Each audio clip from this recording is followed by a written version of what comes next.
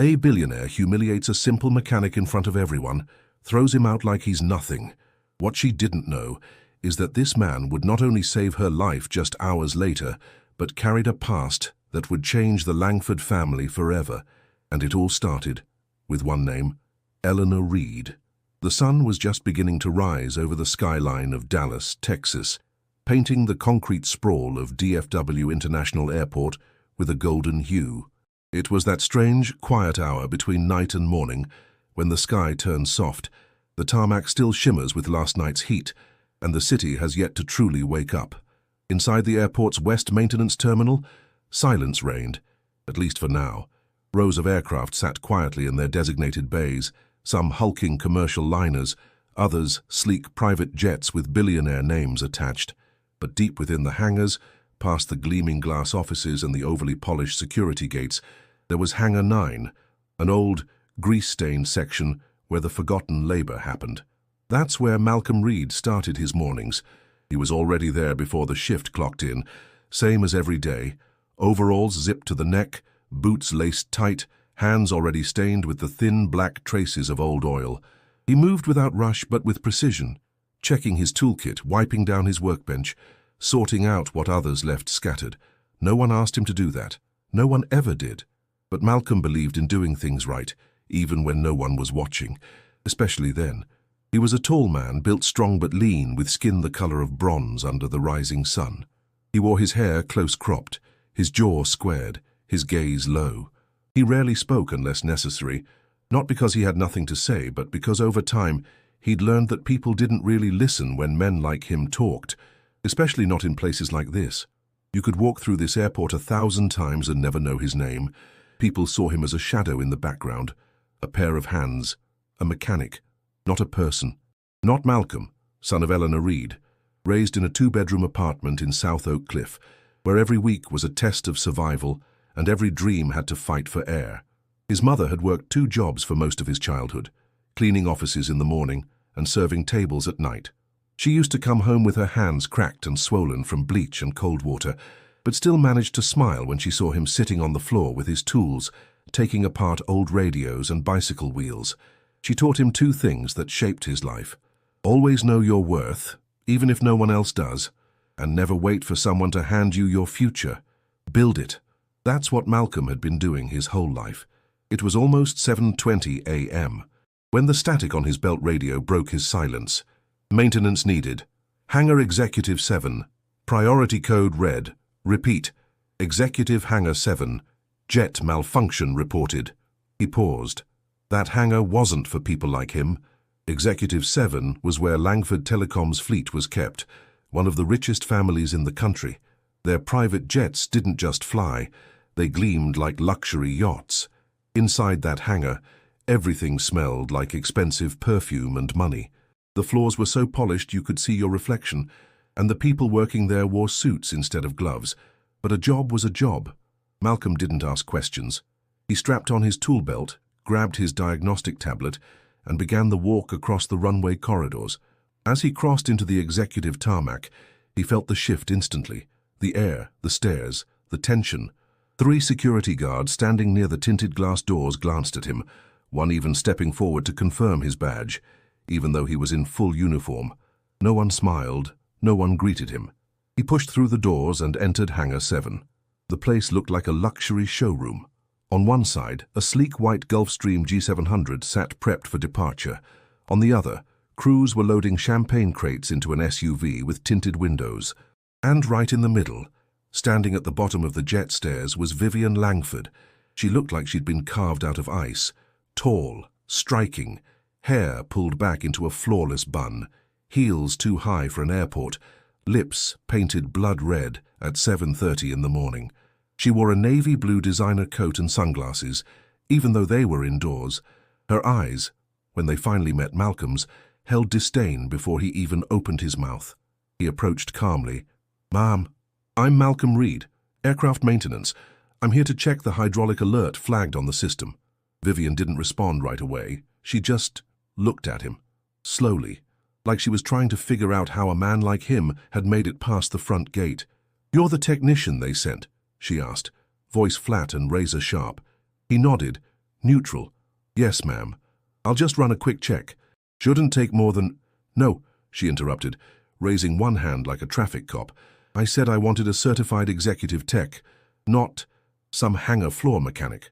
He blinked, not from surprise, he'd heard worse, but from the coldness with which she said it. A few of the staff standing behind her chuckled softly. One of them, a younger man in a suit, even whispered something under his breath that made the others grin. Malcolm didn't ask what it was. Ma'am, he said, keeping his voice even, I'm certified for all maintenance sectors, including executive-class aircraft. I've been assigned— Then reassign yourself, she cut in. This isn't a Ford dealership. I don't let just anyone touch my aircraft. Not today, not ever. Please remove yourself from this area. The hangar fell dead silent. Everyone was watching. No one said a word. Malcolm looked at her for a long second. Then he simply nodded once, turned around and walked away. Not a single person stopped him. Not a single one looked him in the eye. As he walked back across the open airstrip toward the regular maintenance wing, the morning sun was rising higher in the sky, casting a glow across the hangars. But for Malcolm, everything felt dim. He didn't feel angry. Not yet. That would come later. What he felt was something harder to describe. The weight of invisibility. The kind you carry even when you're standing in plain sight. The kind that builds up over years. And now, standing in the shadow of that glistening jet, in front of all those people, it wasn't just another rejection. It was a confirmation of something he'd always known. People like Vivian Langford didn't see him as a man. They saw him as a uniform, a utility, a background extra in their first-class world. And as he stepped back into the shade of Hangar 9, his jaw clenched tight and his fingers curled unconsciously around the worn handle of his toolkit, something inside him shifted. He didn't know what it was yet, but it had started, and by the end of that day, the Langford family would know exactly who Malcolm Reed was. The maintenance break room sat quiet as usual, buried behind a row of supply lockers and a narrow hallway that smelled faintly of engine oil and cold coffee. A single buzzing light overhead flickered now and then, and the old vending machine hummed in the corner like a tired engine that didn't know how to stop. Malcolm Reed sat at the edge of a bench next to the window, staring out at the airfield. He hadn't spoken since the incident at Hangar 7. He didn't slam tools, didn't curse, didn't vent. That wasn't his way. His silence carried weight, though, the kind that made the younger techs keep their distance.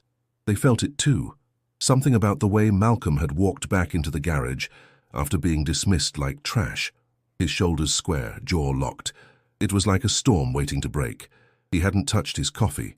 Instead, he just sat there, staring out at the runway where the early morning haze was lifting off the asphalt. Planes came and went. Life moved on. But inside Malcolm, something was stuck. Her voice echoed in his ears. This isn't a Ford dealership. Remove yourself from this area. He'd been ignored before, insulted before, but never like that.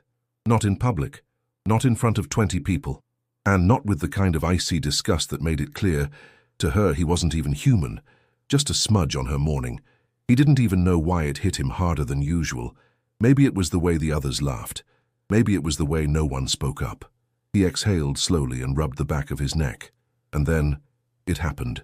A shrill alarm split the silence, loud, jarring, like a siren that didn't belong in this wing. Red lights flashed across the upper wall. Emergency code. Within seconds, voices crackled over every handheld radio. We have smoke. Hangar Executive 7. Repeat. Smoke detected on aircraft. Malcolm froze. His blood turned cold. He hadn't touched his coffee. Instead, he just sat there, staring out at the runway where the early morning haze was lifting off the asphalt. Planes came and went. Life moved on. But inside Malcolm, something was stuck. Her voice echoed in his ears. This isn't a Ford dealership. Remove yourself from this area. He'd been ignored before, insulted before, but never like that. Not in public, not in front of 20 people, and not with the kind of icy disgust that made it clear to her he wasn't even human. Just a smudge on her morning. He didn't even know why it hit him harder than usual. Maybe it was the way the others laughed. Maybe it was the way no one spoke up. He exhaled slowly and rubbed the back of his neck. And then it happened. A shrill alarm split the silence, loud, jarring, like a siren that didn't belong in this wing. Red lights flashed across the upper wall. Emergency code. Within seconds, voices crackled over every handheld radio. We have smoke. Hangar Executive 7. Repeat. Smoke detected on aircraft. Malcolm froze. His blood turned cold. Another tech burst through the door, breathless. "Here's the Langford jet," he gasped. "Smoke's coming from the left wing, and they think it's a hydraulic pressure leak." For half a second, everything in Malcolm stilled, and then he moved. Fast. He grabbed his tools without a word, no hesitation, no waiting for approval. His boots thundered down the hallway as he raced toward the hangar side exit, ignoring the calls behind him. "Malcolm, you're not cleared for that zone. They kicked you out. You'll lose your job." He didn't stop. Some things were more important. By the time he reached Executive Hangar 7, chaos had already broken loose. Smoke billowed from beneath the jet's left wing, not thick enough for fire yet, but enough to cause panic. Airport emergency crews were rushing in, fire suppression systems activating. Inside the hangar, the scent of burning rubber and oil stung the air. And there, standing in the middle of it all, screaming into her phone like the world owed her something, was Vivian Langford. "Get me someone competent," she yelled. "This plane was supposed to leave an hour ago. Someone fix this now." None of her private techs moved, not one. They were paralyzed by fear, or maybe by the sheer uncertainty of what they were allowed to do under her command. Malcolm didn't wait for permission. He ducked under the caution tape, sprinted to the aircraft, and dropped to his knees beside the smoldering panel. The moment he opened the bay, he saw it. The pressure valve had snapped. The release system had jammed, likely from a flawed recalibration during a previous inspection. If the aircraft had taxied onto the runway and lifted off as planned, the landing gear might not have engaged, and if that happened, it would have come down in pieces. He grabbed a thermal sensor and worked fast, fingers moving like clockwork, each motion precise, confident, like someone who'd lived inside aircraft his whole life. Sweat ran down his temple as the smoke burned his lungs, but he didn't flinch. Behind him, someone shouted, "Get him out of there. He's not authorized. He's not executive personnel." Malcolm didn't even turn his head. This wasn't about authorization. This was about saving lives. He clamped off the pressure, reset the emergency failsafe, and began draining the valve manually. The system sputtered, then stabilized. A loud click echoed under the wing. Safe. For now. He stood and turned toward the cockpit, locking eyes with the pilot. An older man, maybe in his late 50s. "You don't take off," Malcolm said, voice low but firm. "Not without a full system override. Run Protocol Echo 9er. The pilot paused, then nodded, without question, because that's what people did when they recognized someone who knew exactly what the hell he was doing. The jet was pulled back from the taxi path. The alarm stopped, but the silence that followed was heavier than before. Everyone stared at Malcolm, some in shock, some in awe. He didn't stay for applause. He wiped his hands, returned the tools to his belt, and turned to walk back toward the exit. But just as he reached the side gate, the sound of engine doors opening made him stop. A sleek black SUV pulled into the hangar. It moved slowly, purposefully, and from the passenger seat stepped a man in a steel-gray suit, silver hair slicked back, shoes polished like glass. He had a calmness to him, a gravity, the kind of presence that didn't come from wealth. It came from control. Walter Langford had arrived, the patriarch, the founder of Langford Telecom, the one who built the empire that his daughter now treated like her private throne. And now he was standing at the edge of the hangar, watching everything. Vivian, still shaken, approached him quickly. "Dad, there was a mechanical fault. I told them I needed real personnel, but this man—" Walter raised a hand, didn't say a word. His eyes weren't on her. They were on Malcolm. And something in those eyes, something sharp, puzzled, almost haunted, shifted the air around them. The storm wasn't over. It had just begun. The air inside Executive Hangar 7 had stilled, but not in peace. There was a kind of pressure now, the kind that builds in a room right before lightning hits. Malcolm Reed stood quietly near the back exit, back straight, boots firm against the polished floor, arms crossed as if guarding himself from whatever was coming. His coveralls were still smudged with grease and smoke, his face wet with sweat, but he didn't look shaken. He looked composed, grounded, as if everything around him could shatter and he would remain intact. Across the hangar, Walter Langford hadn't taken his eyes off him. The man who built the Langford empire, once a legend in telecommunications, now a corporate titan who moved in silence, stood there, frozen. At first glance, you'd think he was assessing Malcolm the way a CEO assesses anyone who steps out of line, but if you looked closer, his expression had changed, from authority to confusion, from confusion to something like recognition, and then something colder, something haunted. Vivian kept speaking beside him, gesturing wildly, her voice growing sharper. "Dad, I told them that man wasn't supposed to be near the plane. He just forced his way in. No clearance, no authorization. He risked everything." Walter didn't respond, didn't nod, didn't blink. He stepped forward. Every person in the hangar moved aside instinctively. Even the security guards, the tech staff, the pilots. Even the airport director took a half step back. Malcolm didn't move. He watched Walter approach, not as a CEO, not as a billionaire, not even as a threat, but as a man. And something in Walter's face struck him as odd. Not fury, not arrogance, something else. Walter stopped just a few feet in front of him. The two men stared at each other. Two generations, two different worlds, two very different lives, connected by something neither of them understood yet. Then Walter finally spoke. "What's your name?" Malcolm's voice was steady. "Malcolm Reed, sir." The moment he said it, Walter's jaw tightened, and his breath caught, visibly, almost like he'd been slapped. He didn't respond, just stared at Malcolm's face, his cheekbones, his posture, his calm under pressure. There was something in that face, something painfully familiar, something that didn't belong in this hangar but belonged in a memory Walter had buried decades ago. His voice dropped, soft, like someone speaking to a ghost. "Reed!" He took half a step back, stunned. Malcolm frowned slightly. He had no idea what this man was seeing, but something was unraveling right in front of him. Walter turned slowly, eyes dazed, and began to walk away and toward the back hallway, out of sight of the staff. Then he spoke, not to Vivian, not to security, but to Malcolm. "Walk with me, now." The hallway was narrow, lit only by small overhead bulbs that flickered as they passed. They stopped in a side room, a quiet conference lounge with no windows, just silence and polished wood. Walter closed the door behind them, then turned. "Your mother's name," he said suddenly. "What was it?" Malcolm hesitated. He didn't like being cornered, but something told him this was no power play. Eleanor Reed." Walter closed his eyes, and for a moment, just a breath, he wasn't a billionaire anymore. He was just an old man, crushed under the weight of a truth he hadn't faced in years. He walked to the table and slowly sat down, staring at his hands. "I met her once," he said, voice low. "It was years ago. God, I hadn't thought about that night in forever." He looked up at Malcolm. "There was a car accident. I was younger, arrogant, drunk. I'd wrapped my Porsche around a power pole on some back road outside South Dallas.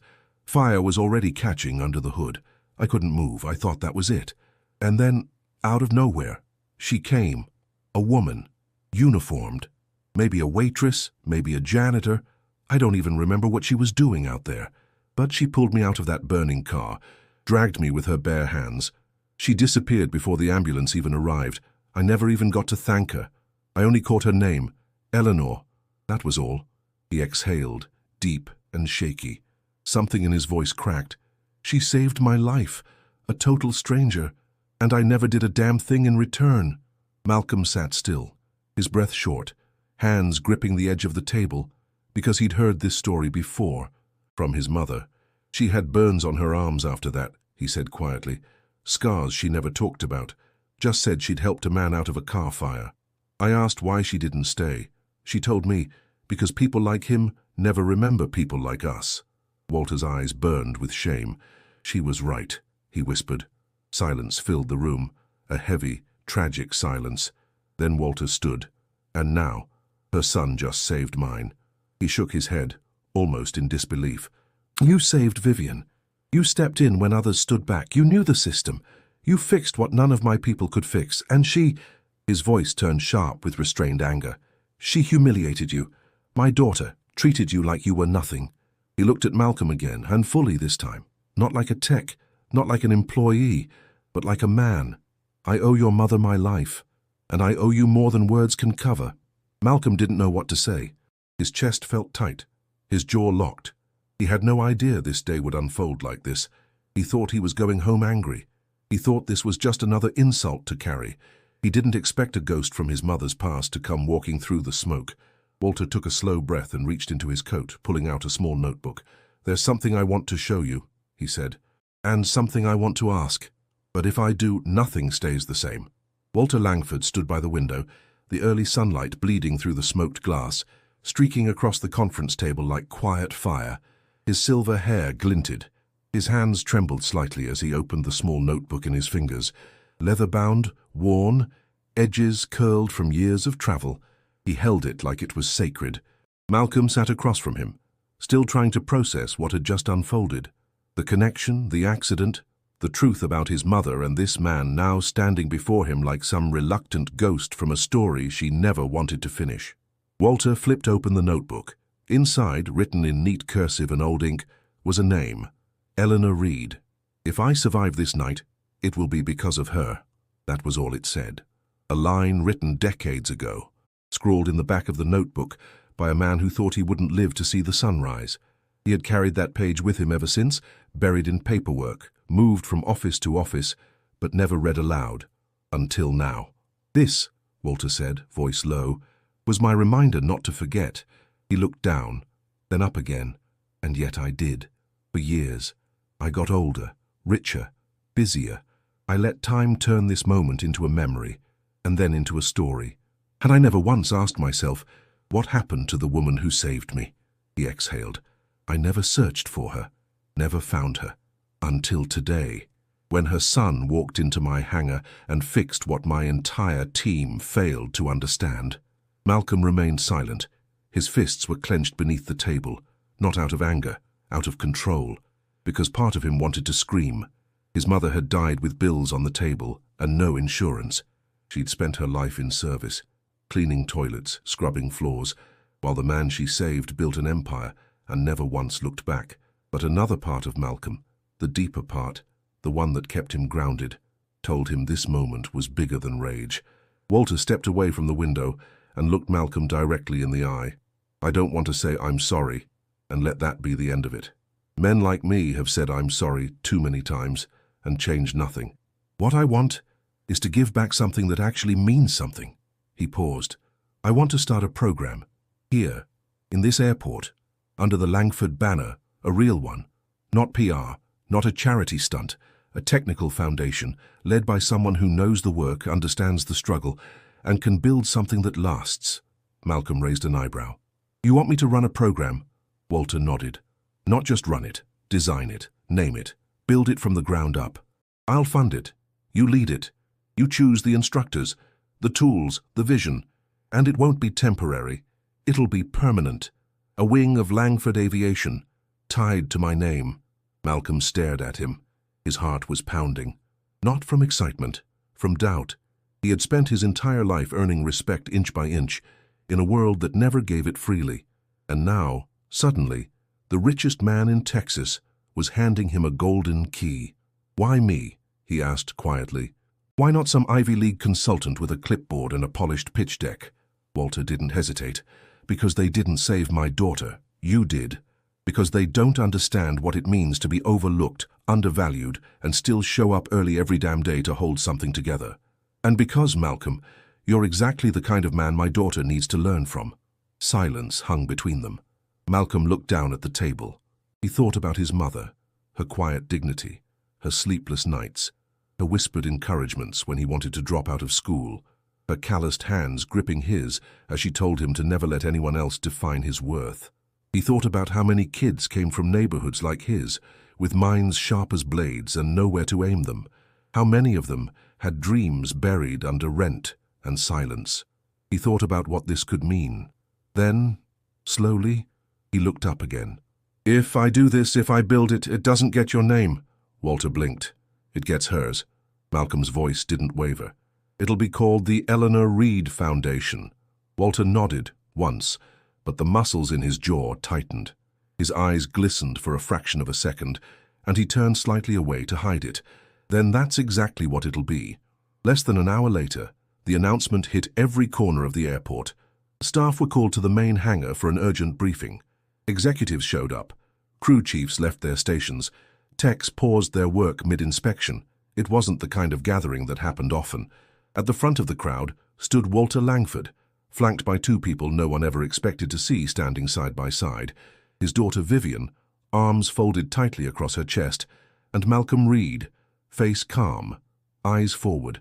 Walter stepped up onto a small platform and cleared his throat. "This morning," he began, "a man many of you never noticed saved the life of my daughter. He wasn't asked. He wasn't invited. In fact, he was turned away, disrespected in front of you all. And yet, when the moment came, he did what none of you could." He looked around the room. "His name is Malcolm Reed. His mother, Eleanor, saved my life many years ago. Today, her son saved the life of my family again. So from this day forward, we're launching a new initiative, one that reflects not just technical excellence, but human integrity. It will be called the Eleanor Reed Foundation, a program built by Malcolm himself, designed to open doors for those who've never had them. It will be based here, funded by Langford Aviation, and will report directly to me." Gasps, murmurs, the kind of stunned silence that only truth can silence. And then, "And as for my daughter," Walter added, turning toward Vivian, whose face was locked in a storm of disbelief, "she will not be leading this. In fact, she will be stepping down from her executive role immediately and entering the program as a trainee, under Malcolm's supervision." The room exploded. Some gasped, others stared in disbelief, and somewhere near the back, someone smirked. Vivian's cheeks turned bright red. "You can't be serious." Walter didn't flinch. "Dead serious. You want to lead someday? Then start where everyone else does, from the ground." Malcolm stood still, not gloating, not smiling, just solid, present, prepared for what came next. Because this wasn't revenge. This was the beginning of something much, much bigger. The news spread like spilled jet fuel on hot concrete. By noon, every technician, pilot, supervisor, and administrator at DFW's Langford Aviation Wing had heard the same story. Vivian Langford, daughter of the CEO, was no longer in charge. She'd been demoted, not to another office, not to another title, but to the very bottom, as a mechanic apprentice, and not just under anyone's watch. Under Malcolm Reed, the same man she'd humiliated just hours earlier. The reaction across the airport came in waves. Confusion, disbelief, gossip, whispers, sideways glances. Some snickered behind closed doors. Others watched cautiously, waiting to see what this new reality meant. But for Vivian, it hit like an earthquake. She stood in her high-rise office, surrounded by half-packed boxes and files she hadn't looked at in years. Her phone buzzed non-stop with messages from board members, press advisors, even her own personal stylist, but she didn't answer any of them. She wasn't in charge anymore. Her father had made it clear, "You'll earn your place from the ground up, or not at all." Now standing barefoot in her designer carpet, she stared at the blue mechanic uniform folded neatly on her desk. It had her name stitched in thread over the chest. Vivian Langford, apprentice trainee, no title. No executive seal, no shield, just cloth and thread, like every other trainee. She stared at it for a long time, and for the first time in years, she felt small. The next morning, Malcolm arrived at the hangar as always, early. The old work floor hadn't changed. Smell of metal, distant hum of engines warming up, the usual clanking of tools. But this morning, something was different. He felt it in the silence that followed him as he walked through the bay. The way people looked up from their tasks but didn't speak. The way the foreman nodded, slowly like a salute. And the way the younger techs gave him space, like he'd grown 10 feet tall overnight. Malcolm didn't care about admiration. That wasn't what he came for. He came for the work. But even he couldn't ignore what was waiting at the far end of the hangar. Vivian Langford, in uniform, standing stiffly beside a table of tools she clearly didn't know how to use. Her hair was tied back in a loose, uneven ponytail. No makeup, no heels, just heavy-duty work boots that looked untouched. Her arms crossed, her jaw tight. Her eyes didn't meet anyone's. She didn't belong there. Not yet. And everyone knew it. When Malcolm approached, the room felt like it held its breath. He didn't say anything at first. He just picked up a clipboard and started marking attendance. Vivian didn't move, but her pride was bleeding. "I'm not going to beg," she said under her breath, eyes fixed ahead. Malcolm didn't look at her. "Good, no one asked you to." He walked to the supply cabinet and unlocked it, revealing rows of gloves, wrenches, and power tools. He handed her a set of gloves and gestured to the table. "You start with the basics. Disassemble that hydraulic valve. Reassemble it. Clock your time. Log your errors." Everyone here did the same. "No shortcuts." Vivian stared at the parts like they were in another language. "I don't even know what I'm looking at." "You will," Malcolm replied, "or you'll fall behind." He walked away. The hours dragged. Vivian struggled. Her fingers fumbled with the tools. The instructions blurred. She broke 2 fittings before lunch and cut her palm trying to tighten a bolt the wrong way. She didn't ask for help. She didn't complain, but she was drowning in silence. The other apprentices said little to her, not out of cruelty, but out of a silent resentment. For years, she had walked past them with her chin high and eyes cold. Now, they had no reason to offer comfort.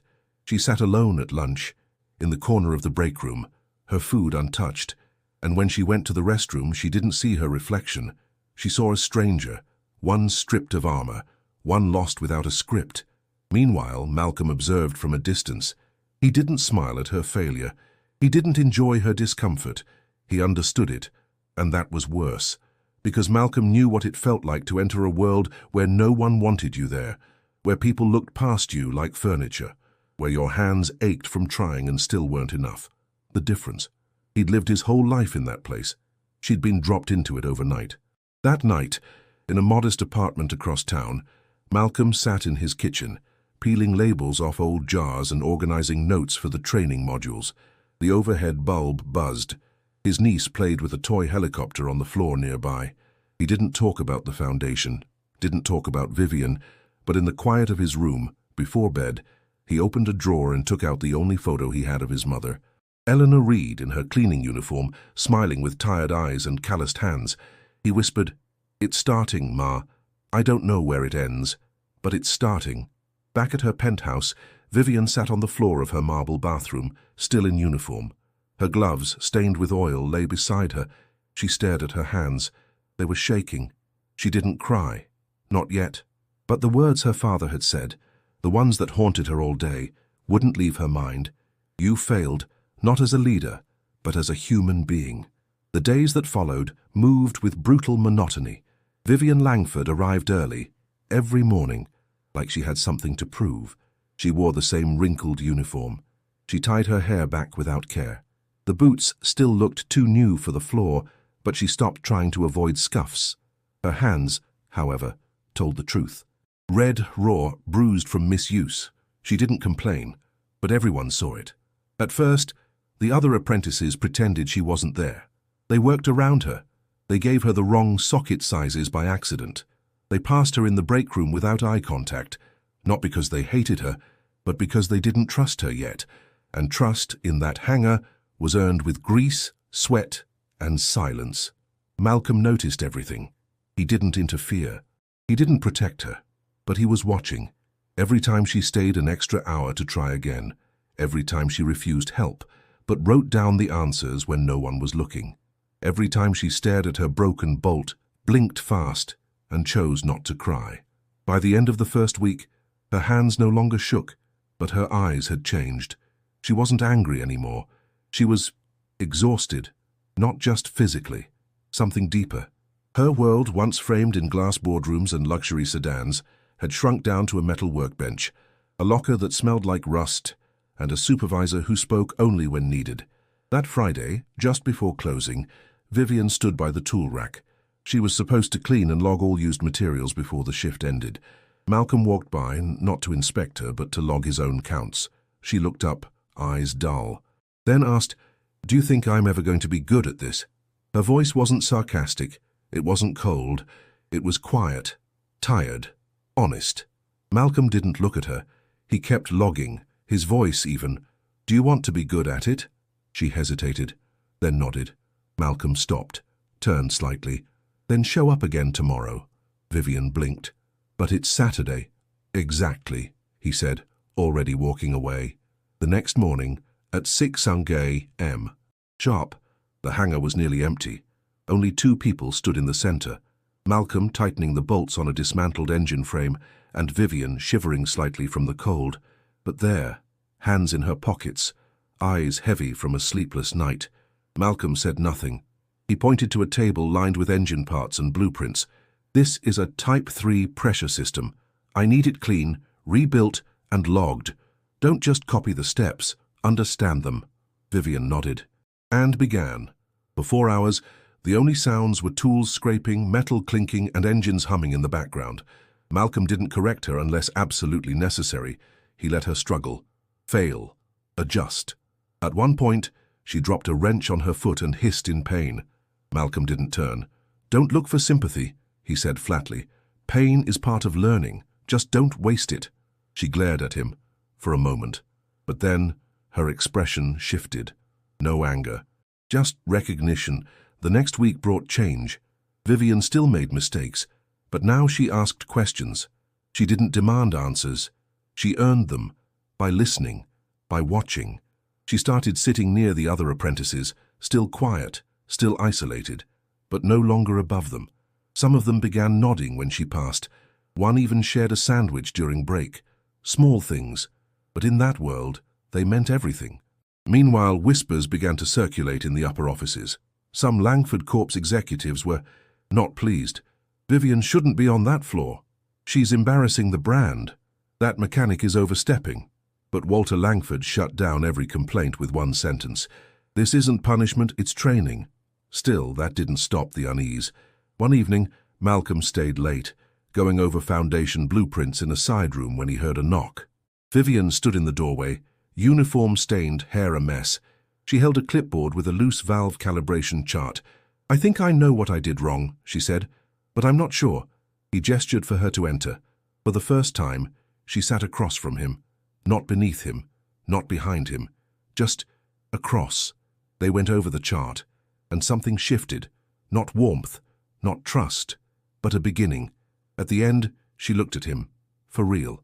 "When I first saw you," she said, voice barely audible, "I didn't even see a person. Just a uniform. Just someone in my way." Malcolm stared at her, didn't speak. She continued. "Now I realize that was the only mirror I had." Silence. Then he nodded once.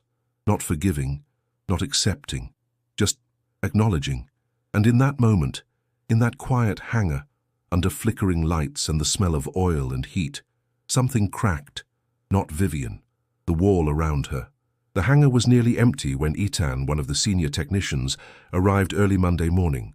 He was always the first to unlock the bay, check the storage logs, fire up the backup generators. But that morning, something was wrong. The air felt heavy, too still, too quiet. And when he turned the corner toward the Eleanor Reed Foundation's storage wing, his heart sank into his stomach. The door was open. Not ajar. Open, wide. And inside, chaos, boxes torn apart. Instruction manuals soaking wet, scattered across the floor. Shelves pushed over. Screws, valves, hydraulic cables dumped into oil spills. Expensive teaching models shattered. Drill sets smashed. Power tools stripped apart, their cores missing, and spray-painted across the far wall in bold red slashes. "This isn't your place." Eaton didn't move for a moment. He just stared. Then he took a step back and ran. Within half an hour, the entire hangar was buzzing. Security tape, supervisors barking orders, shocked whispers echoing down the concrete halls. Malcolm arrived before anyone else could explain. He stepped into the room and stood completely still. He didn't speak, didn't swear. He just stared, because what he saw wasn't just vandalism. It was a message, not just for him, for everyone. You don't belong here. Stay in your place.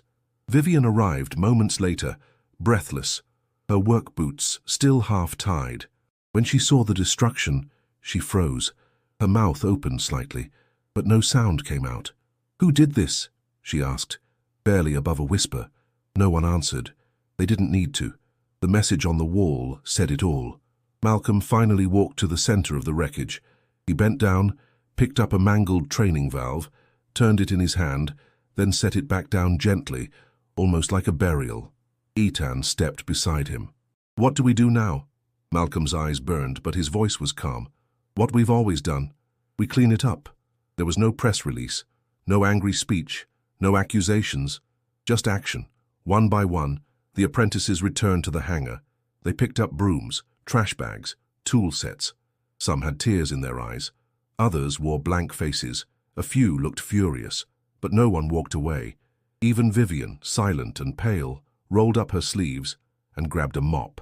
She worked beside the same people who once worked under her. For 6 hours, they scrubbed, repaired, salvaged. And in that silence, something powerful happened. Unity. That night, Vivian stood outside the hangar as the last lights were turned off. Her uniform was stained with oil and bleach. Her hands blistered. She hadn't spoken much all day. But as Malcolm locked the main door, she stepped forward. "I got an anonymous message in my inbox this morning." Malcolm turned. "What did it say?" She swallowed hard. "It said, 'Are you really going to let him bury you with his dreams?'" He stared at her. "And what did you reply?" Vivian held his gaze. "I didn't. I deleted it." A long pause. "But I couldn't stop shaking for an hour." Malcolm looked at her, not with pity, not with judgment, with understanding. "That's what fear does," he said quietly. "It rattles first. Then it asks if you're going to run." What they didn't know, not yet, was that this was only the beginning, because in the upper floors of the administrative wing, a handful of men in suits were watching. Executives, investors, legacy board members, men who didn't like what the foundation represented, men who never believed a mechanic could be a leader, men who thought Vivian had been punished enough and Malcolm had been elevated too far. And now, with a broken storage wing, anonymous threats, and whispers of sabotage, they had an excuse, and they were going to use it. It started with an envelope, unmarked, delivered by hand, left on Malcolm's desk in the training office at exactly 9:07 a.m. on a Wednesday morning. Inside, a single-page document stamped with the seal of the Langford Aviation Board of Compliance, notice of unscheduled safety and viability inspection subject, Eleanor Reed Foundation, date, immediate, no delays permitted, full audit, all records, all staff. At the bottom, the signature of Graham Voss, head of internal compliance, a man Malcolm had only met once, briefly, in a hallway filled with executives who hadn't even looked at him. Eaton read the letter over Malcolm's shoulder and cursed under his breath. "This isn't random, this is a hit job." Malcolm didn't reply, but in his silence, the air tightened. He'd seen this before. Not here, not exactly, but this tactic, he knew it well. When people can't attack you in the open, they come at you with forms, with standards, with checklists designed to trip you up. Over the next 2 days, Malcolm and his team worked like their lives depended on it, because they did. Every document was reviewed, every protocol rehearsed, every workbench measured, safety logs, tool verifications, attendance sheets, student progress records, certifications, repair timelines, compliance tapes. Everything had to be flawless, because they weren't just defending a program, they were defending their right to exist. Vivian, who had access to the board's communication logs, stormed into Malcolm's office late Thursday afternoon. She tossed a file onto his desk. Her face was red, furious. "They've been planning this for weeks. Look at the dates on those emails. Some of them wanted the foundation shut down before it even started." Malcolm flipped through the papers. "They're afraid," he said simply. Vivian blinked. "Afraid of what?" "You, me, of what this place means," he replied. "Because if someone like me can build something that works, their excuses stop working." She stared at him, silent. That night, Vivian didn't go home. She stayed in the hangar. She swept floors, reorganized shelves, rechecked every socket wrench. She didn't speak unless she had to, and when she thought no one was looking, she sat on the edge of the stairwell and just stared out at the training floor. Something was unraveling inside her. She had grown up surrounded by power, but never understood what it cost to earn it. Now, for the first time in her life, she feared what it could take to keep it. The next morning, 7 a.m. sharp, 3 black SUVs rolled into the private lot. 5 people stepped out, 4 men, 1 woman, all in dark suits, lanyards swinging, eyes sharp like knives that never needed sharpening. Inspectors, auditors, enforcers. They didn't smile, didn't greet anyone. They walked in like they owned the place. The training floor had been prepped to perfection. The apprentices stood by their stations. All tools were labeled, logged, and cleaned. Vivian stood to the side with her arms crossed, jaw tight, and Malcolm stood calm. He didn't wear a suit. He didn't try to impress. Just a clean mechanic's uniform, a clipboard, and his own name on his chest, bold, embroidered, and unapologetic. "Mr. Reed," the lead inspector said, not bothering to shake his hand. "We're here to determine if this program meets the operational and safety standards required to continue." Malcolm nodded once. "You're free to inspect anything. We've prepared." The inspector looked around. "We'll be the judge of that." For the next 4 hours, they tore the place apart.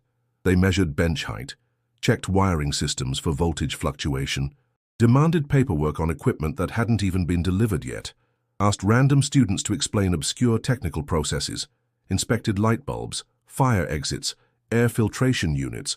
One even made a note about the non-standard arrangement of floor tools, as if that had anything to do with education. It was clear. This wasn't an inspection. It was an ambush, a slow, methodical attempt to find any excuse to kill the foundation, but they didn't find one, because Malcolm had prepared for everything.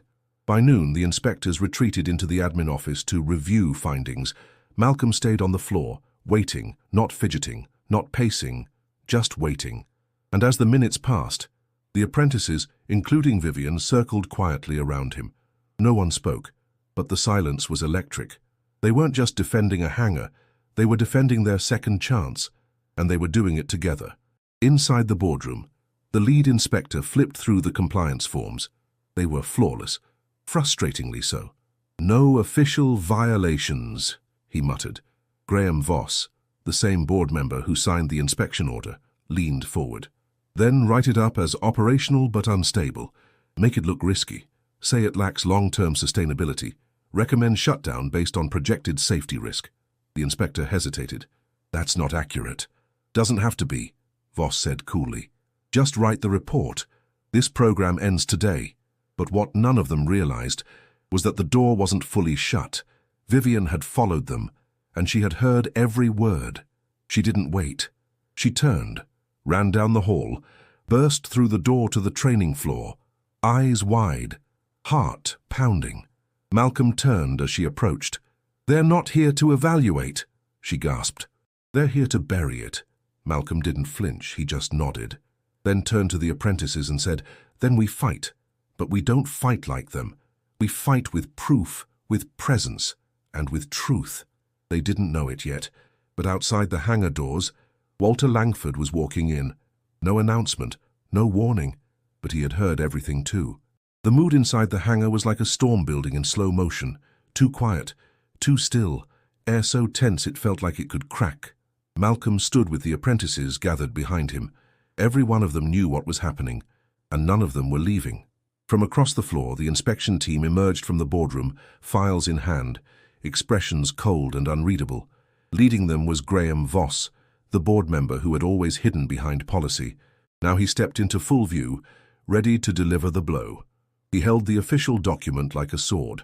"Based on the findings of our independent assessment," he began, his voice echoing across the open space, "the Eleanor Reed Foundation, while well-intentioned, does not meet the long-term safety or structural viability standards required to continue operating within Langford Aviation." A ripple moved through the crowd. Vivian's face went pale. Eaton cursed under his breath.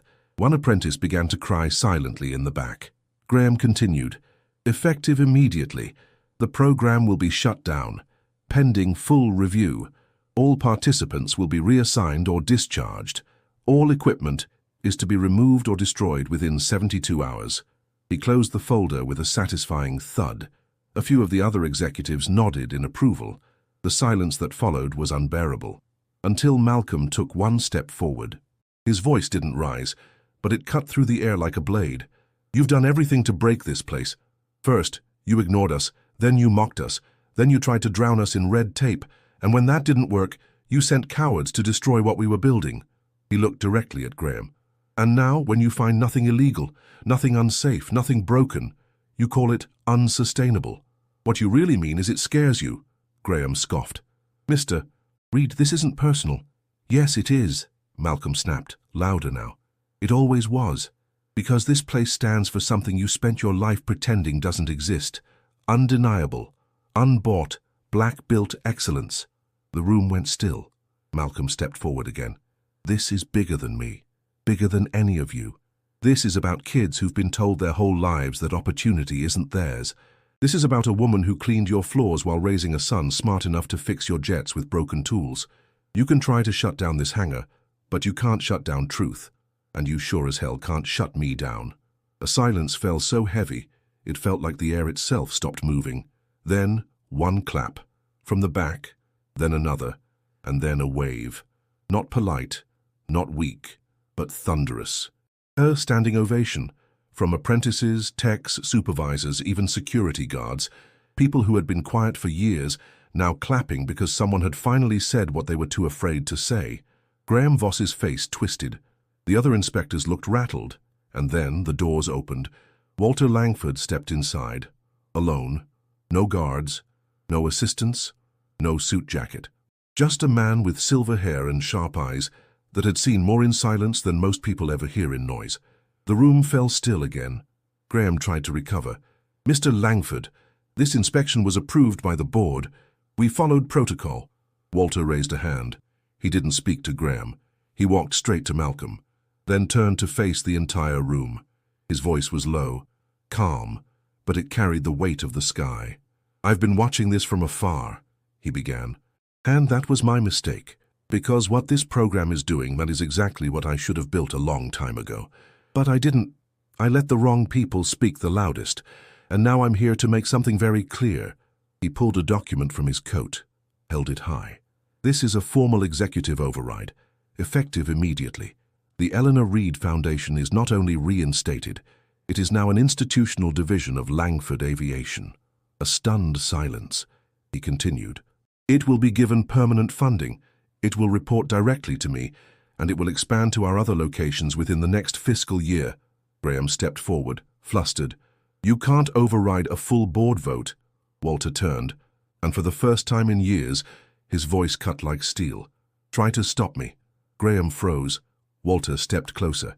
You signed a report built on lies. You tried to bury something that was saving lives.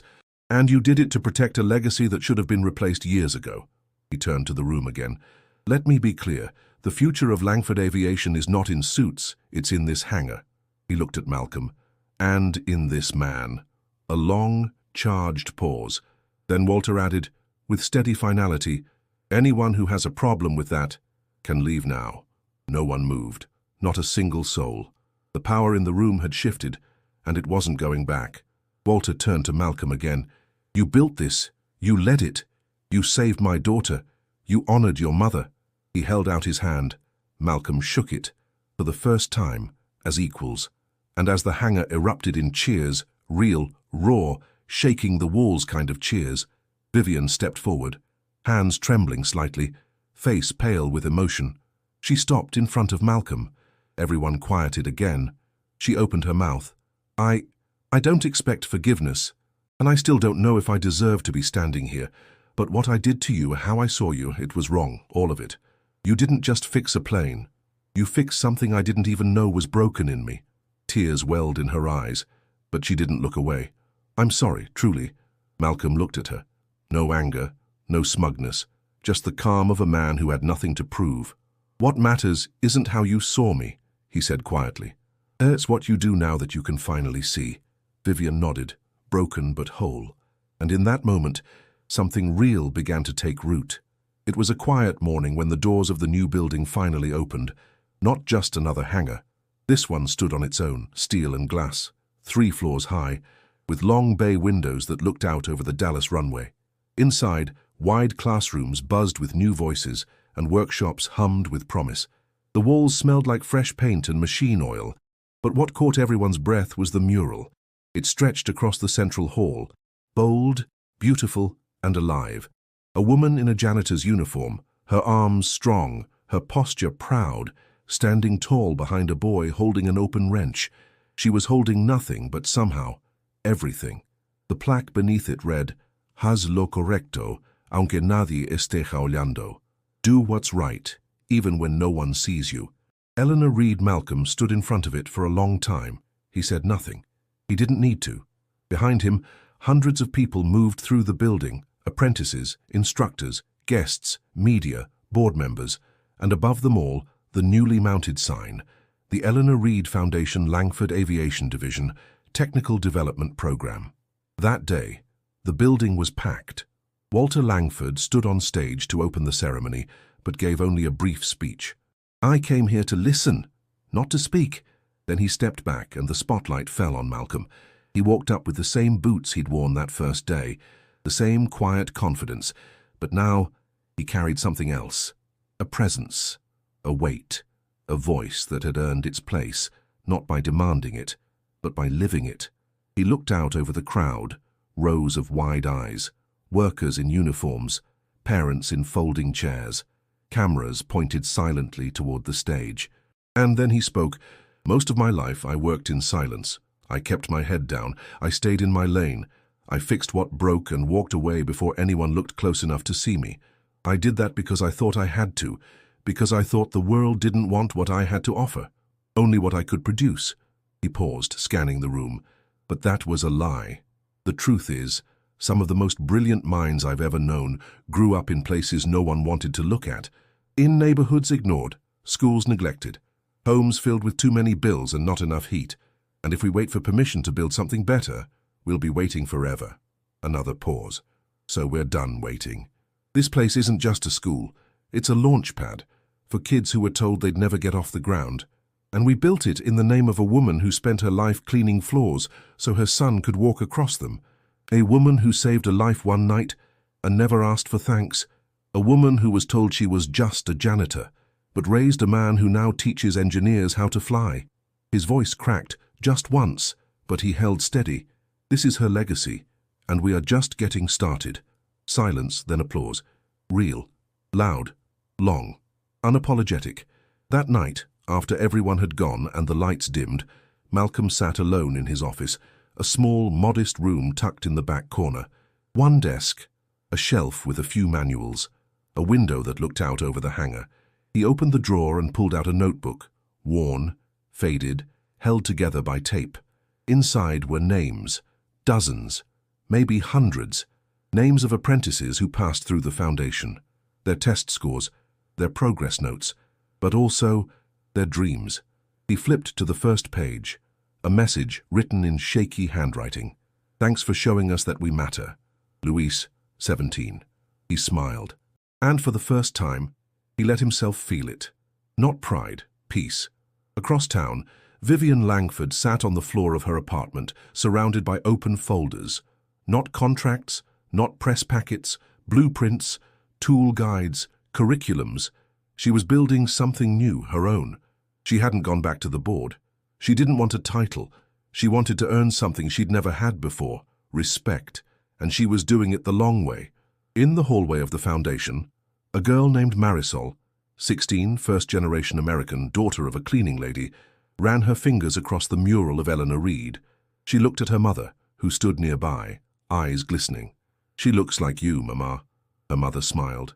"She looks like all of us." And in that building, beneath the roar of departing planes and the hum of future engines, something had been planted. Not just knowledge, but dignity. And it would grow. That night, Malcolm returned to his small home. He sat on the edge of his bed, still in uniform. The air was quiet, peaceful. He reached for the photo on his dresser, the one of Eleanor, holding him as a child, both of them smiling in a sunlit kitchen. He placed the notebook beside it, leaned in close and whispered, "They see us now, Ma, and they'll never forget."